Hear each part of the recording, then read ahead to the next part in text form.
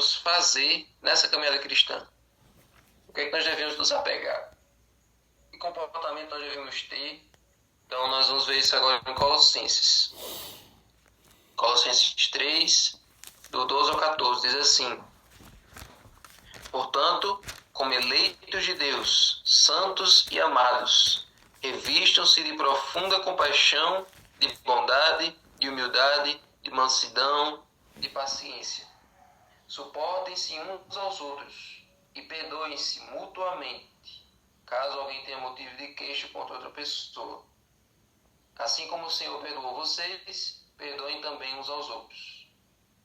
Acima de tudo, porém, esteja o amor, que é o vínculo da perfeição. Então, como eu disse a vocês ontem, várias vezes nas cartas, Paulo faz questão de fazer listas. Uma lista do que é que não pode, uma lista do que é que pode.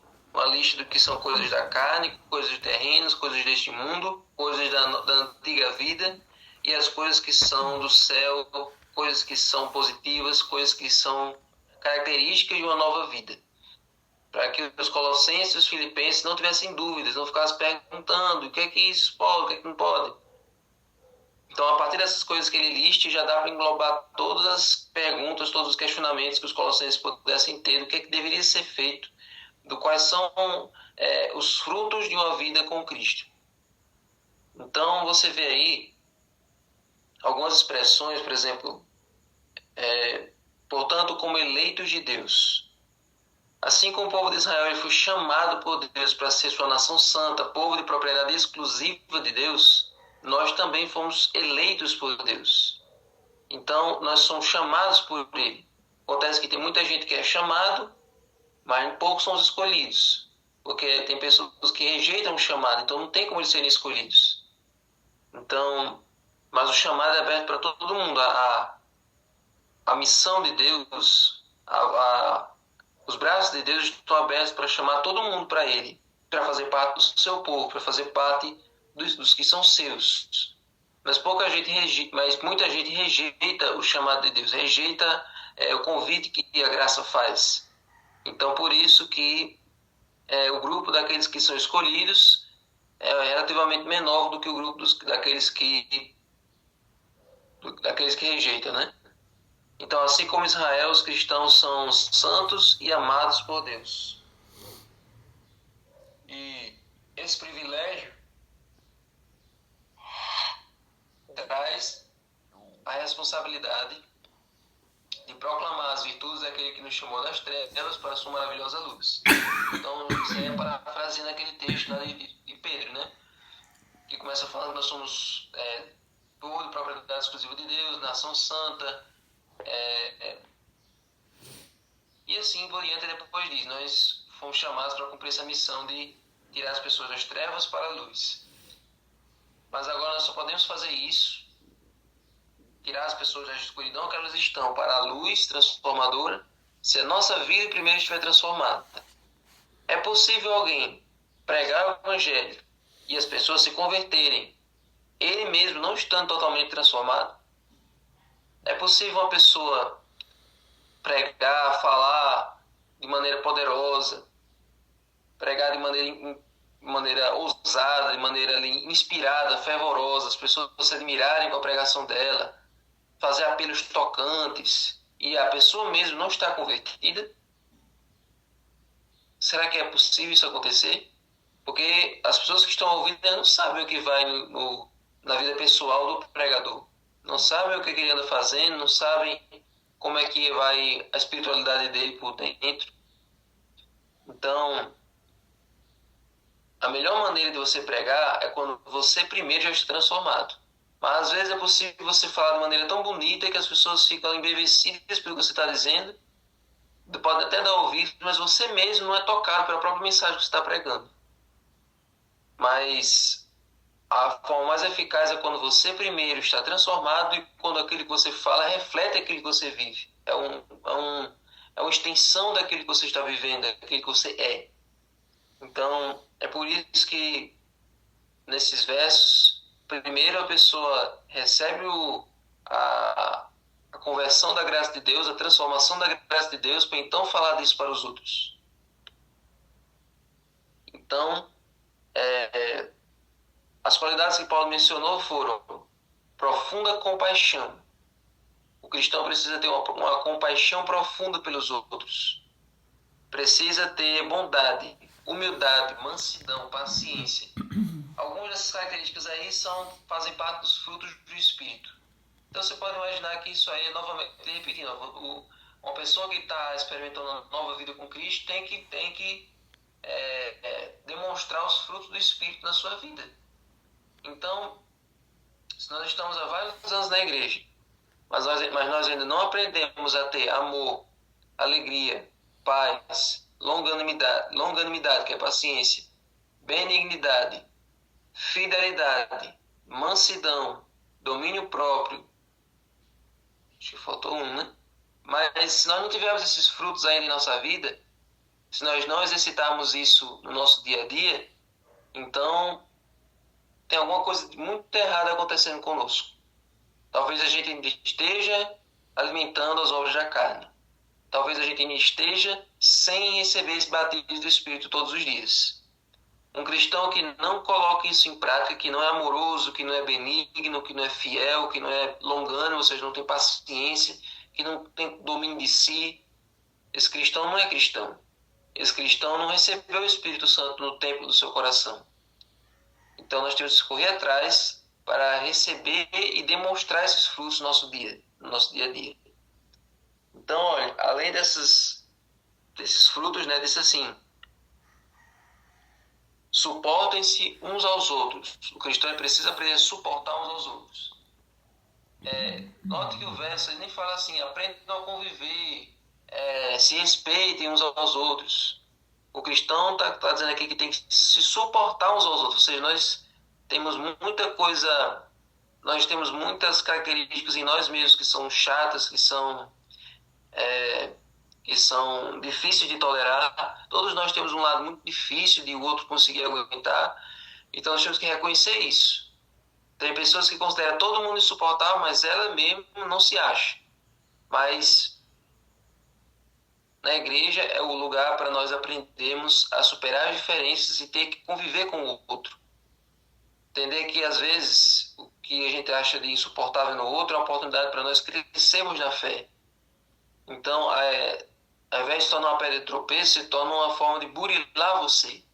Ao você aprender a conviver com aquela pessoa, sem perder a razão, sem perder a calma, sem perder o seu jogo de cintura. Quando você aprende a tratar ela como Jesus trataria, você vai progredindo na sua fé. Agora, se você cai na pilha, se você começa a revidar, se você começa a agir como aquela pessoa age, então você está tropeçando, você está deixando que aquilo afete a sua vida espiritual. Então, o chamado de Deus, através de Paulo, é: suportemo-nos uns aos outros, em amor. E aí, olha só, e perdoem-se mutuamente. Perdoar é um exercício que da vida cristã talvez o mais difícil, porque muitas vezes a gente não quer dar o braço a torcer. Tem pessoas que preferem guardar o rancor durante anos. Às vezes a história já está muito tempo atrás, a pessoa ainda guarda aquele rancor cegamente. Tem pessoas que têm uma memória ruim para as coisas que são boas, mas têm uma memória boa para as coisas que são ruins. Né? Deixa eu agora criar um trocadilho aqui. Tem pessoas que têm uma memória ruim para coisas boas e memória boa para as coisas ruins. E ficam guardando aquilo durante anos sem motivo nenhum. Então, a vida cristã nos ensina que nós não devemos fazer isso. Se nós tivermos rancor ou intriga com alguém, não entraremos no céu. Isso aqui não é uma brincadeira, isso aqui é uma coisa séria. Se você estiver guardando alguma mágoa, alguma rixa, alguma coisa contra alguém, você não vai para o céu. O céu é o lugar das pessoas que perdoam, assim como Jesus perdoa. Então, só vai entrar no céu as pessoas que refletem o caráter de Cristo. Quem guarda ressentimento não tem como Jesus perdoar. É que tá, né, Fred? Ninguém sabe. As pessoas são orgulhosas, as pessoas não querem passar por cima da sua arrogância para se diminuir e pedir perdão ao outro. As pessoas não querem fazer as pazes, as pessoas querem se manter no seu trono e não se submeter a estreitar os laços com aquelas pessoas com quem elas erraram ou que erraram com elas. Mas enfim, é uma coisa que o Espírito Santo precisa colocar no nosso coração. Mas tem gente que fica dizendo, eu preciso melhorar nisso, eu preciso melhorar nisso. Mas não, mas quando tem uma situação, a pessoa não melhora, a pessoa, né? Então, gente, devemos perdoar os outros assim como o Senhor nos perdoou. Por isso que na oração do Pai Nosso, Jesus diz, perdoa nossas ofensas assim como nós perdoamos. Então, se eu não perdoo o outro, não tem como eu pedir perdão de Deus. O amor é o vínculo da perfeição, pois é o amor de Deus por nós que nos une a Ele e nos capacita a amar verdadeiramente as pessoas ao nosso redor.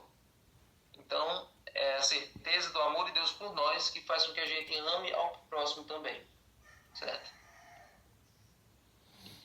Então, olha só, essas qualidades da vida cristã, qual é a utilidade dessas qualidades aí?